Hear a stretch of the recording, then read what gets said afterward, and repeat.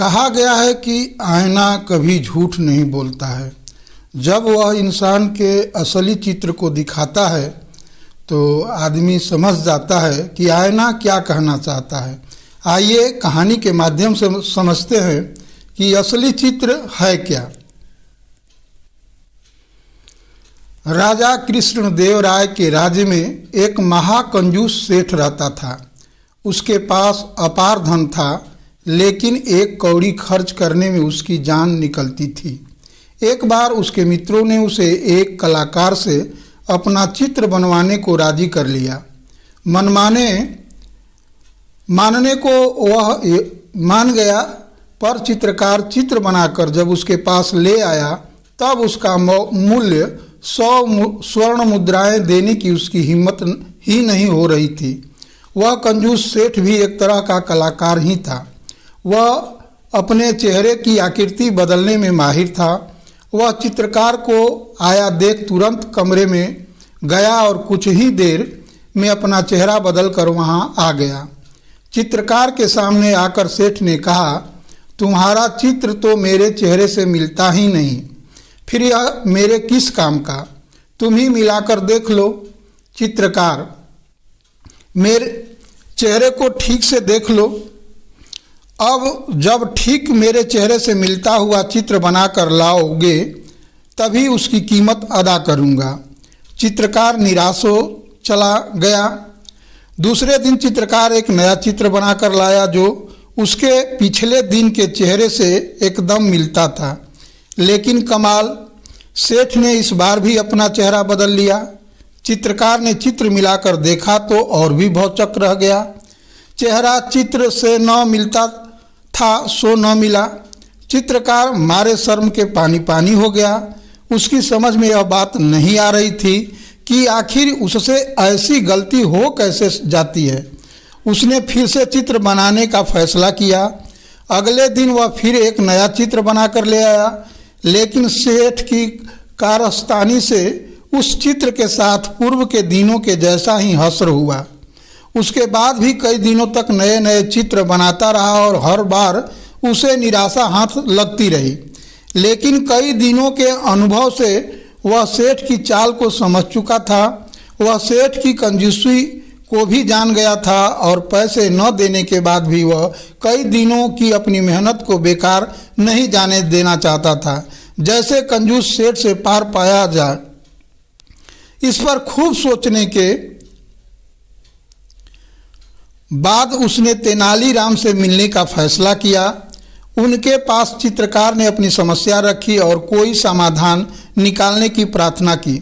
थोड़ी देर सोचने के बाद तेनालीराम ने चित्रकार को सलाह दी, कल तुम कंजूस के पास एक आईना लेकर जाओ और कहो कि आज उसका बिल्कुल सही चित्र लेकर आया हूँ। खूब ठीक से मिलाकर देख लें, रत्ती भर भी फर्क आपको नहीं मिलेगा। बस इतना भर करो और तुम्हारा काम चांदी। कल होकर चित्रकार तेनालीराम के कहे के अनुसार आईना लेकर कंजूस सेठ के पास पहुंचा। सेठ के सामने आईना रखकर उसने कहा, सेठ जी, आज आपका बिल्कुल सही चित्र बनाकर लाया हूं, देख लें। इसमें किसी प्रकार की त्रुटि की गुंजाइश अब नहीं है।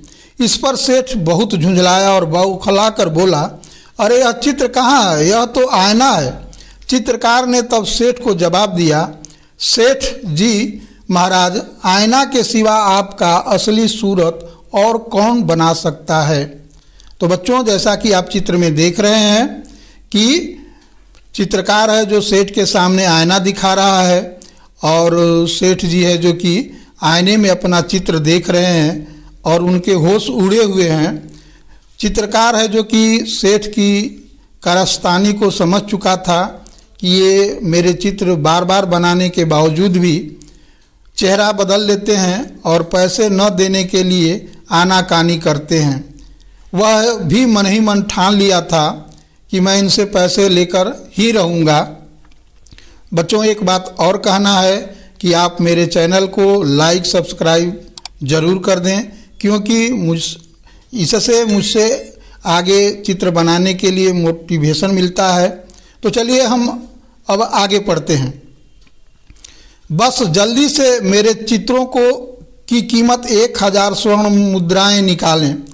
अब सेठ समझ गया था कि यह बुद्धि और सूझबूझ तेनाली राम की ही हो सकती है। उसने बिना देर किए 1000 स्वर्ण मुद्राएं निकालकर चित्रकार के हवाले कर दी।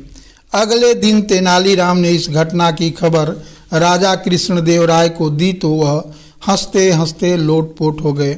तो बच्चों, यह कहानी यहीं समाप्त होती है। आगे हम इसके प्रश्न उत्तर को देख लेते हैं। यह कहानी आपको कैसी लगी, इस संदर्भ में आप अपने विचार लिखिए।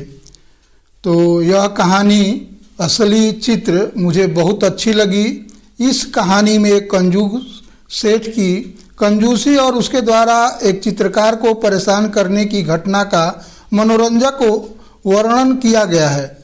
इसके साथ ही इसमें तेनालीराम की बुद्धिमानी और सूझबूझ पर का भी उल्लेख किया गया है। दूसरा है, इस कहानी का कौन सा पात्र अच्छा लगा और क्यों। तो इस कहानी का एक पात्र तेनालीराम मुझे अच्छा लगा। तेनालीराम एक बुद्धिमान व्यक्ति था और राजा कृष्णदेव राय के दरबार में विदूषक था। इस कहानी में उसी की बुद्धिमानी और सूझबूझ से एक चित्रकार को 1000 स्वर्ण मुद्राएं प्राप्त हुई। ये मुद्राएं एक कंजूस चित्रकार ने तेनालीराम से मिलने का फैसला क्यों किया। तो चित्रकार ने तेनालीराम से मिलने का फैसला इसलिए किया क्योंकि वह जानता था कि तेनालीराम ही एक ऐसे व्यक्ति हैं कि जो वह उसका मजदूरी दिला सकते हैं। 1 कौड़ी खर्च करने में उसकी जान निकलती थी। इस वाक्य का क्या स्पष्ट आशय है कीजिए। तो दिए गए वाक्य का आशय यह है कि सेठ बहुत कंजूस था। वह केवल एक धन इकट्ठा करना जानता था। अपने धन में से वे 1 कौड़ी खर्च करने पर उसे ऐसा लगता था मानो उसकी जान ही निकल जाएगी। वह अपने लिए कुछ खर्च नहीं कर सकता था। चलिए रिक्त स्थानों को भरिए। तो पहला है कि कंजूस सेठ ने चित्रकार से देने का वादा किया था। तो क्या देने का वादा किया था। तो 100 स्वर्ण मुद्राएं हम यहाँ भरेंगे। 100 स्वर्ण मुद्राएं। यह कहानी राजा के राज्य की है। तो उत्तर होगा यहाँ भरेंगे कि राजा कृष्णदेव राय। चित्रकार ने खाली स्थान में भराएगा तेनालीराम से सलाह ली। एक दिन चित्रकार लेकर सेठ के पास पहुंचा। तो क्या लेकर पहुंचा। आईना लेकर पहुंचा। तेनालीराम राजा कृष्णदेव राय के दरबार में थे। तो क्या थे, विदूषक थे। चलिए लास्ट प्रश्न को हम लोग देख लेते हैं कि आपके अनुसार चित्रकार ने सेठ को चित्र की जगह आईना क्यों दिखाया। तो इसका उत्तर होगा कि वह अपना पारिश्रमिक पाना चाहता था, इसलिए है जो कि वह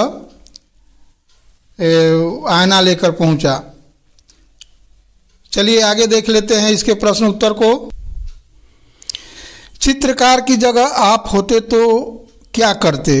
तो चित्रकार की जगह अगर यदि मैं होता तो बार बार उस कंजूस सेठ का चित्र नहीं बनाता, बस 1 से 2 बार ही चित्र बनाकर ले जाता।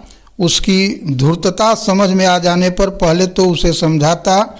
उसके न मानने पर भी मैं भी बुद्धिमान व्यक्ति से सलाह लेता और उसके अनुसार कार्य करता। दूसरा का है, गप लगाने से नुकसान ज़्यादा होता है और फायदा। 5 वाक्यों में लिखिए। तो उत्तर होगा कि व्यर्थ का गप लगाने से नुकसान ही होता है। इससे समय बर्बाद होता है, किसी समस्या का समाधान नहीं होता है। व्यर्थ के गपबाजों को बेकार समझा जाता है। गप यदि किसी समस्या के समाधान के लिए लगाया जाए तो अच्छा होता है। बार बार कंजूस सेठ द्वारा अपना चेहरा बदल लेने के बाद चित्रकार को सलाह किसने दी और दी गई सलाह का क्या परिणाम हुआ। तो बार बार चेहरा बदल लेने के पास चित्रकार को सलाह है जो कि तेनालीराम ने दी, और इस तरह वह है जो कि सेठ है जो कि उसको समझ में आ गया कि अब मुझे देना ही पड़ेगा पारिश्रमिक। तेनालीराम द्वारा दी गई सलाह अच्छी लगी। सेठ कंजूस ही नहीं, बहुत बड़ा धूर्त भी था। उसे बुद्धिमानी से झुकाया जा सकता था। इसका परिणाम यह हुआ कि उसे भी 100 स्वर्ण मुद्राएं के बदले 1000 मुद्राएं ही देनी पड़ी। इस कहानी का कोई और शीर्षक हो सकता है? यदि हाँ तो क्या?